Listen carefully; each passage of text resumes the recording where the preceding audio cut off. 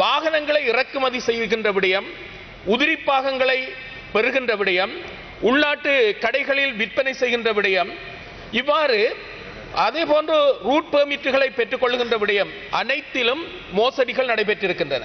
இந்த சாரதிகளுக்கு அனுமதி பத்திரம் வழங்குகின்ற விடயத்தில் கூட முறையான பரிசோதனைகள் செய்யப்பட்டுத்தான் வழங்கப்படுகின்றனவா என்ற கேள்வியும் கூட இருக்கின்றன. எனவே முறையான பயிற்சி மூலமாக அந்த அனுமதி பத்திரத்தை பெறாமல் கையூட்டுகள் மூலமாக அந்த அனுமதி பத்திரத்தை பெறுவதும் இந்த விபத்துகளுக்கு முக்கியமான காரணங்களாக அமைந்திருக்கின்றன. அதேவேளை எங்களுக்கு தெரிய வேண்டும், இந்த மூவகையான போக்குவரத்து சேவைகள் இருக்கின்றன.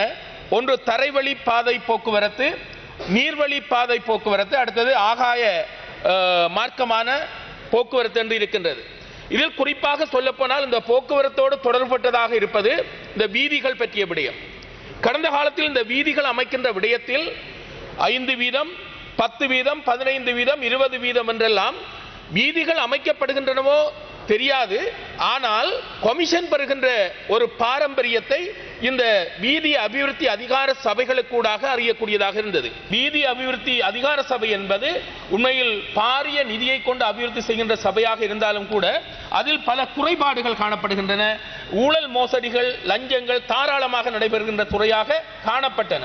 அதனை தயவு செய்து உங்களது ஆட்சி காலத்தில் திருத்தி அமைத்து இந்த தவறுகள் செய்தவர்கள், மோசடிகள் செய்தவர்கள், லஞ்சம் பெற்றவர்களை இனங்கண்டு அவர்களிடமிருந்து அந்த பணத்தை மீளப்பெறக்கூடிய விதத்தில் உங்களுடைய சட்டங்களை நீங்கள் மாற்றி அமைக்க வேண்டும் என்ற விடயத்தை நான் இந்த இடத்தில் மேலும் இந்த மட்டக்களப்பு புகையிரத சேவையை பற்றி கூற வேண்டும்.